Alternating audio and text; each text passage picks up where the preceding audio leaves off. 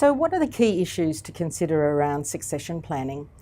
I'd really like to take you back to perhaps thinking about a corporate day, and generally speaking, the notion of succession planning lives in corporate world, but in private businesses it's something that most owners don't think about very much. Do you know that there are around 1.6 million private businesses in Australia that are currently owned by baby boomers? And that we are now in the biggest tidal wave, I think is probably a really good way to describe it, of business succession coming up over the next 10 to 15 years. The first baby boomers have already turned 65, and the biggest number will turn 65 in 2028.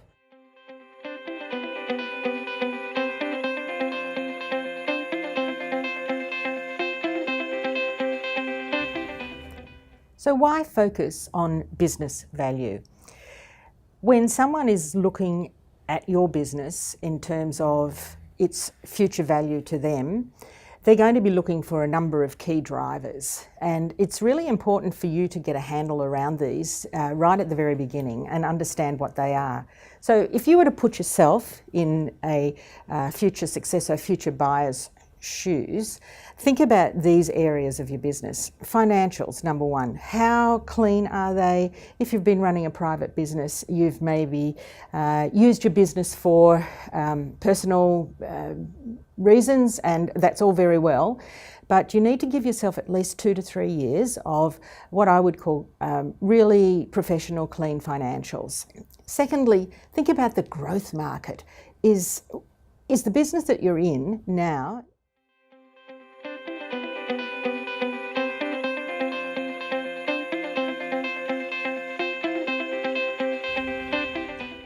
So what about timing for succession or exit? I'm going to just address the word exit for a moment before I get on to a little bit more detail, because it's funny that it's come up in a way today that people actually don't want to think about.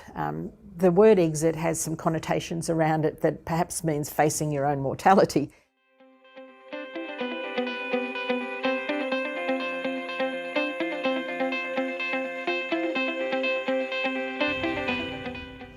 So who should be involved in your business in the decisions surrounding succession or exit? And I'd really like to illustrate this perhaps with a story, and that was back in the day when I had my own business, which was quite a reasonable sized business from two perspectives. One is a management buyout, and secondly, when it came time to actually sell the business. So I was lucky enough to be able to as being general manager of a business, I was able to actually buy it as a management buyout. So there's a channel for you to consider as far as succession is concerned. And my strategy at the time was to build the business, grow it and sell it somewhere between the 5 and the 10-year mark, which actually occurred. And the process, though, of going through that required me naturally to be able to take into my confidence